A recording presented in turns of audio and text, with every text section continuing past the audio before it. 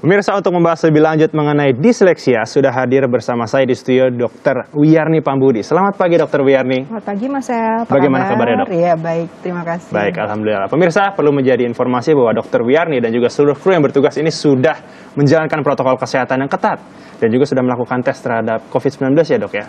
Baik, nah pemirsa, mari kita mulai temanya. Dokter, temanya adalah disleksia. Sebenarnya apa sih yang terjadi pada seorang anak yang terkena disleksia? Oke, yang pertama, disleksia ini bukan sebuah penyakit, tetapi dia adalah kondisi yang terjadi pada individu yang memiliki keunikan untuk memproses bahasa. Jadi apakah itu pengenalan kata, apakah itu pemahamannya, atau bagaimana dia nanti mengartikan dan seterusnya. Jadi disleksia ini adalah gangguan berbahasa yang nantinya yang akan kita lihat di kehidupan sehari-hari adalah berupa kesulitan belajar spesifik seperti tadi sudah ditampilkan dalam infografisnya. Baik. Saya membaca informasi bahwa untuk disleksia ini kan bisa terjadi pada rentang umur yang berbeda.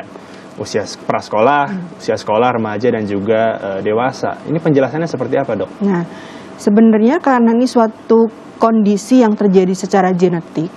Jadi satu individu itu sudah mengalami disleksia sebetulnya dari dia kecil ya, dari lahirnya dari sudah lahir. Dia.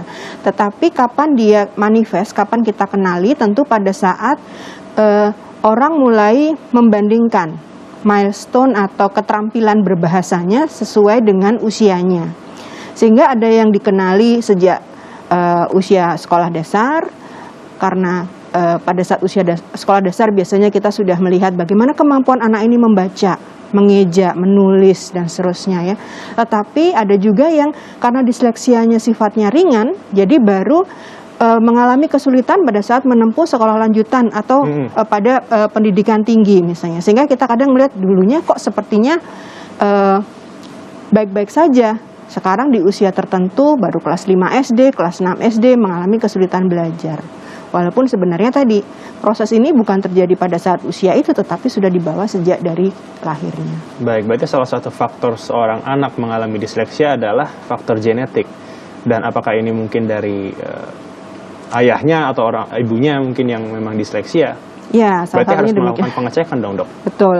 Salah satu yang kita lakukan pada saat assessment untuk menegakkan diagnosisnya adalah mencari tahu nih siapa di antara keluarga yang juga mengalami kondisi yang sama. Dan biasanya memang kalau orang tua yang disleksia itu 50% anaknya juga mengalami disleksia.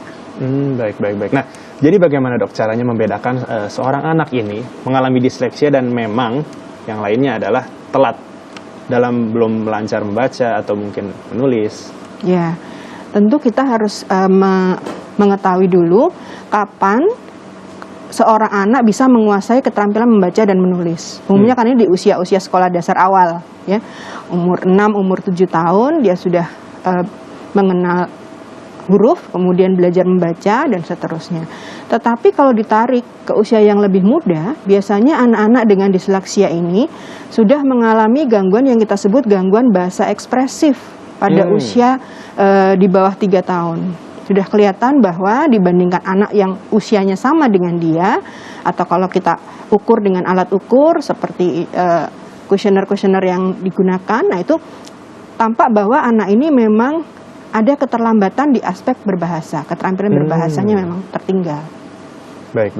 Nah, dokter, perbincangan kita soal disleksia ini masih sangat menarik, tapi kita harus tahan dulu, kita harus jeda sejenak.